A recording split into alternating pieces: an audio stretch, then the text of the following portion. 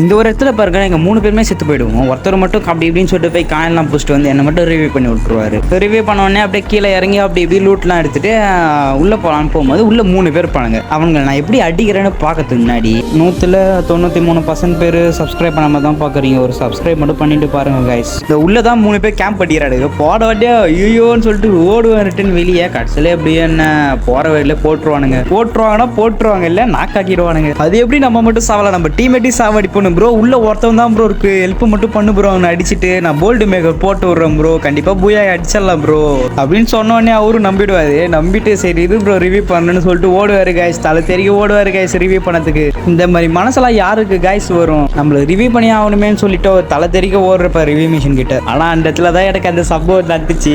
நம்ம இவரை சாவடிக்கலான்னு இவர்ட்டு ஓட சொல்லிட்டோம். அதே மாதிரி வாசல் அந்த மிஷினை போட்டு வச்சிருக்கானுங்க. இவரு உள்ள போவோம், பின்னால இருந்து ஒருத்தவங்க முன்னால இருந்து ஒருத்தவங்க அடிச்சு முடிச்சிட்டாங்க. எப்படியோ ஒரு வழியா நான் நினைச்சது நடந்துட்டு கைஸ்.